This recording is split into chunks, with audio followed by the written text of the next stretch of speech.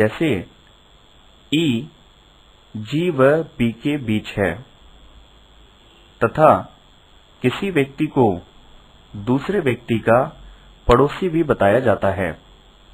जैसे जी का पड़ोसी डी है, किंतु प्रश्न में व्यक्तियों को व्यवस्थित करने के लिए दी जाने वाली सूचनाएं अर्थात लाइनों का अर्थ सही समझना आवश्यक है।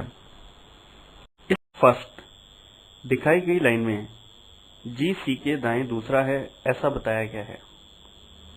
सी को इस स्थान पर रख लेते हैं तथा अब यहां से सी के दाएं दूसरा जी रख लेते हैं। आगे लिखा है जो कि ए के बाएं हैं। यहां जो शब्द सी को संकेतित कर रहा है अर्थात सी ए के बाएं हैं ऐसा पढ़ेंगे। ए को यहां बनाएंगे जिससे सी ए के बाएं हैं प्रेजेंट होगा। नोट, दो व्यक्तियों की सूचना के बाद जो या जिसे शब्द द्वारा तीसरे व्यक्ति को सूचनाबद्ध किया जाए तो यहाँ जो या जिसे शब्द का अर्थ दो व्यक्तियों में से दूसरे व्यक्ति के लिए प्रेजेंट होता है।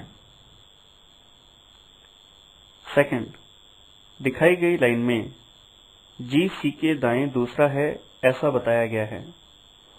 सी को इस स्थान पर रख लेते हैं तथा अब यहां से सी के दाएं दूसरा जी यहां रख लेते हैं।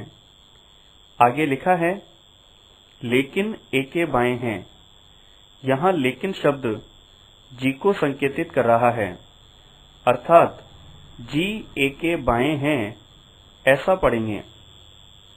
ए को यहां बनाएंगे जिससे जी ए के बाएं हैं प्रेजेंट होगा।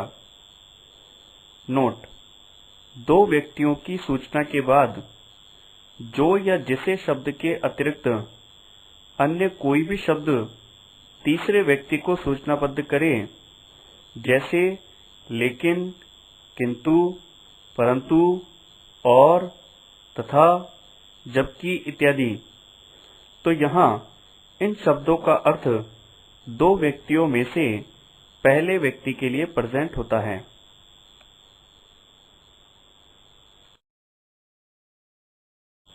थर्ड, दिखाई गई लाइन एच, एल और एम के बीच है।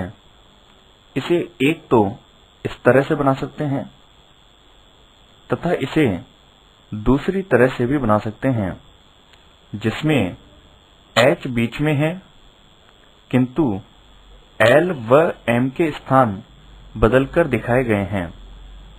इनमें से कोई एक स्थिति सही होती है जिसे अन्य लाइनों को पढ़कर समझा जाता है।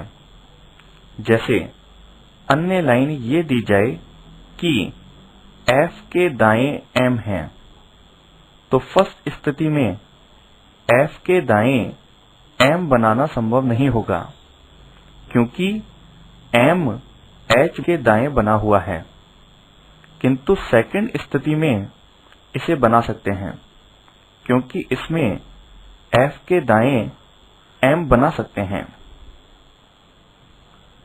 फोर्थ, दिखाई गई लाइन में एच एल का पड़ोसी है दो तरह से बना सकते हैं।